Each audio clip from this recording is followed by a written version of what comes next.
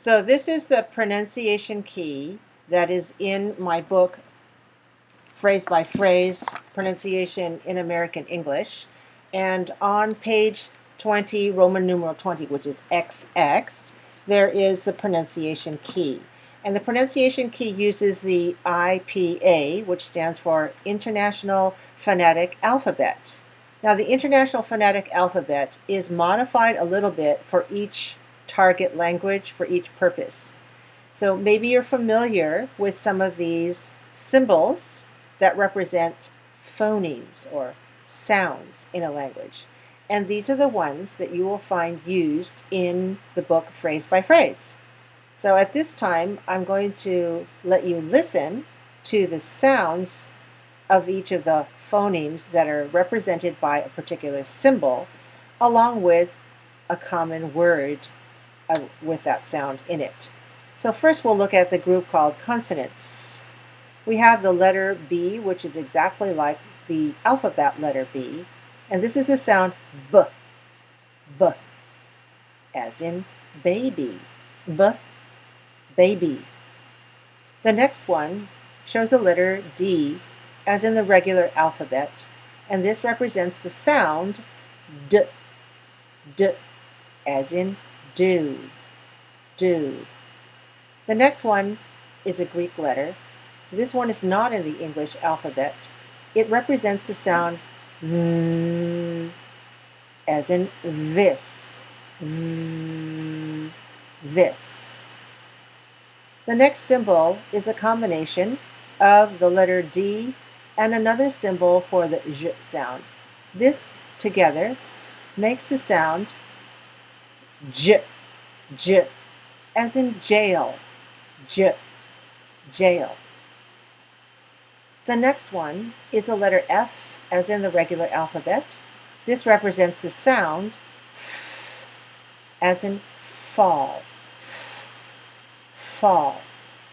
The next one is the letter G, as in the regular alphabet. This represents the sound g, as in get, g, get. The next one is the letter H, as in the regular alphabet. It represents the sound h, as in house, house. The next one is the letter K, as in the regular alphabet. It represents the sound k, as in the word cat, k, cat. The next is the letter L, that's in the regular alphabet. It represents the sound ol, as in the word lake, ol, lake. The next one is the letter M. It represents the sound as in the last sound of some. My name, Marsha. And at the end, some. The next one is the letter N, represents the sound as in now, or at the end of the word here, sun. Sun. The next one is not in the regular alphabet. It represents the sound so it's like an N with a tail on it. As in the sound, as in the word sung. As in the word sung. Notice that this word comes at the ends of syllables in English. Sung. The next one is the letter P. That's in the regular alphabet. It represents the sound p, as in people. People. The next one is the letter R. It represents the sound as in raft. Raft. The letter S represents the sound s, as in side. Side. The next is not a letter. It looks like an S, but it's very long. We call it an esh. This one we pronounce sh, as in show. So the symbol sh represents the sound as in show, show. The next one, letter T, represents the sound t, as in time, time. The next one is a combination of t and sh. These two symbols together represent the sound ch, as in chair, ch, chair. The next one is not a letter in the English alphabet, but in the Greek alphabet. It represents the sound f, as in thin, thin. The next one is the letter V. This represents the sound v, as in very, very. The next is a W. This represents a w, as in want, want. The next letter Y represents the sound y, as in yes, yes. The next letter Z is the sound z, as in the word zoo, zoo. The last one, which is a symbol in the IPA but not in the English alphabet, represents the sound zh, as in measure, measure. This sound does not occur at the beginning, but in the middle of words in English. Measure. On the right side, you'll see vowels. Now, we need to be sure that vowels are distinct when we're talking about sounds versus letters. There are 5 vowel letters, but you can see there are 16 vowel sounds in English. So vowels are a little bit more complicated because there's not an easy sound-symbol correspondence. There's a better sound-symbol correspondence with consonants, even though that's not perfect. It's harder for vowels in English, but we'll give it a try. So you can see that the symbols, the IPA symbols, are quite different from the actual spelling, but that's because they need to represent a lot more sounds, a lot more phonemes in spoken English. And these are the vowels in American English. Here's the first symbol. It has a letter I with a superscript Y. This represents the sound E, as in read. E, read. The second one looks like a capital I, but it's very short. This represents the sound I, as in river. I, river. The next one is a letter E with a superscript Y. This represents the sound A, as in say. A, say. The next one looks like a backwards 3. This is the sound, this represents the sound as in every. Every. The next symbol looks like a combination of a letter A and E together. This represents the sound A, as in act. Act. The next one is an open ah sound. Letter A, ah, as in father. Ah, father. The next one looks like an O that's a little bit open. That's the open O symbol that represents the sound aw, as in ought. Aw, ought. The next one is a letter O, that's closed, with a superscript W, and this is the sound O, as in oak. O, oak. In the next column, there's a symbol that looks like a horseshoe. This one is the sound as in put. Put.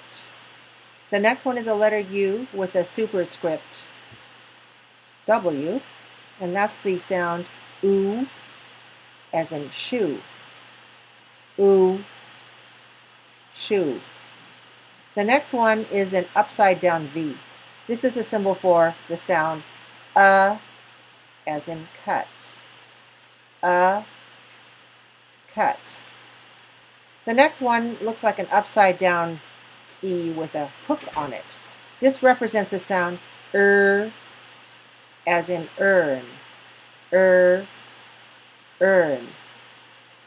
The next symbol is the upside down E. We call this Schwa. This symbol actually has a special name, SCHWA, Schwa. This is the very short, weak vowel, as in the first syllable of away or ago. The next one is a combination of A and E. This is I. This represents the diphthong, a kind of a vowel that shifts from one vowel to another, from A to E. I, as in my. I, my. The next one is A and U. This is another diphthong. So we move our lips from A to U. Our tongue and our lips move. Ow for out. Ow, out. And the last diphthong moves from O to E. Oi, oi, as in voice. Oi, voice. Those are the consonants and vowels. We can call these segmental sounds. Segmental, S-E-G-M-E-N-T-A-L, segmental. We can call these segmental sounds because we can separate them into B and E, B. Aft, raft. We can segment those. Those are called segmentals, but normally we just say consonants and vowels. Now the reason I want to tell you the word segmentals is because beneath that we have what we call suprasegmentals. Supra means above them. So suprasegmentals are things that we don't even see in written language. Consonants and vowels we talk about a lot because we can not only hear them, but we can write them down in letters. Segmentals are what are the consonants and vowels, whereas suprasegmentals are the music of the language, the prosody or music of language that's not normally written down. So you will see some marks that I use in phrase by phrase to indicate some suprasegmental parts of oral English. For example, you'll see in certain places a dot over the word.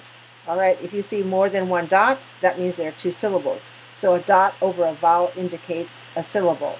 In the word round, round has two syllables, so you see two dots. If I say another, another will have three dots because it indicates three syllables.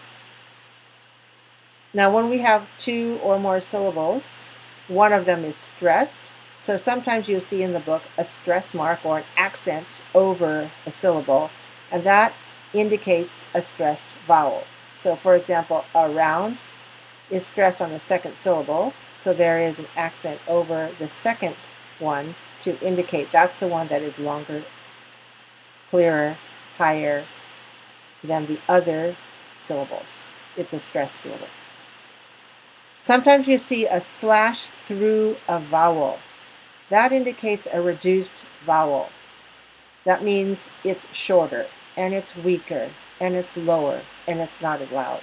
So for example, in the word around, which is two syllables, the first syllable is short and weak. It's unstressed. So you may see a slash through it. Sometimes we need to explain how words are joined together. They're linked together. So a curved line joining sounds in two words together indicates linking. So instead of, well, when we write have, space, and, space, apple. But when we speak, we say have an apple. So have an apple. Those are linked together. Have an apple. And that sounds different from have an apple.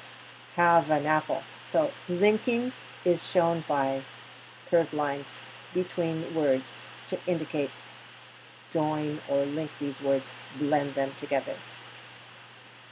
We have a bracket joining sounds in two words. This indicates holding.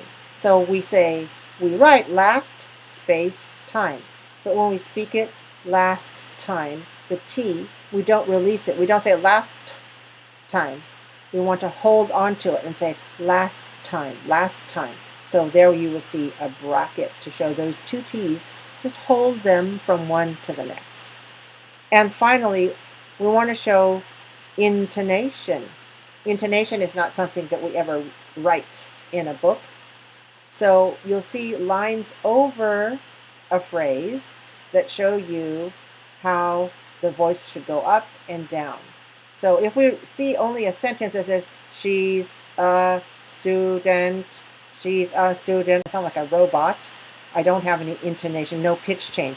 So indication like so says, she's a student, she's a student. So these lines help you know where to go up and down according to your voice.